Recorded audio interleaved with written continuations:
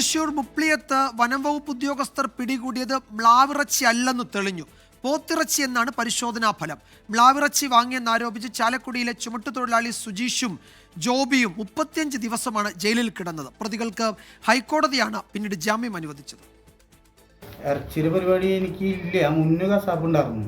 അപ്പോൾ ആൾക്ക് എവിടേക്കോ ടൂർ പോയിട്ട് വരുന്ന ടൈമിൽ എന്നെ വിളിച്ചതാണ്, കുറച്ച് ഇറച്ചി വേണമെന്ന് പറഞ്ഞിട്ട്. അത് ഞാൻ കൊടുത്തിട്ടുണ്ടായിരുന്നു. അപ്പോൾ ആളത് ഫ്രീസറിലാണ്ട് വെച്ചിട്ടുണ്ടായിരുന്നു.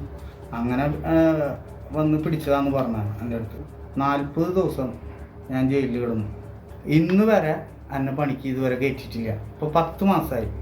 എൻ്റെ വീട്ടിൽ എങ്ങനെയാ എന്താന്ന് ഞാൻ എല്ലാവരുടെ അടുത്തും ഞാൻ കരഞ്ഞും കാല് പിടിച്ച് നോക്കി. പരിശോധന റിസൾട്ട് ഇന്നാണ് എനിക്ക് കിട്ടുന്നത്. അപ്പോൾ ഇന്ന് ഞാനത് യൂണിയൻ്റെ ഭാരവാഹികൾക്ക് അയച്ചു കൊടുത്തു.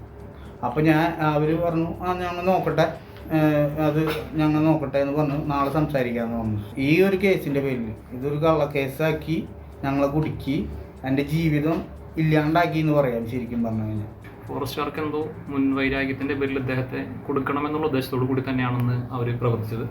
ഇതിൻ്റെ അടിസ്ഥാനത്തിൽ അന്ന് കേസെടുക്കുകയും അദ്ദേഹം റിമാൻഡിൽ പോവുകയും ഹൈക്കോടതി ജാമ്യം അനുവദിച്ച് അദ്ദേഹം റിലീസ് ചെയ്യുകയും ചെയ്തു. ഫോറൻസിക് സയൻസ് ലാബിലേക്ക് ഇതിൻ്റെ റിപ്പോർട്ടിന് വേണ്ടി ഫോർവേഡ് ചെയ്തിരുന്നു. ഇത് സാമ്പാർ ഡിയർ അല്ല, നേരെ മറിച്ച് കാറ്റിലാണെന്നുള്ള കാര്യം നമ്മൾ ഈ റിപ്പോർട്ട് കൊണ്ട് കാണുന്നത്.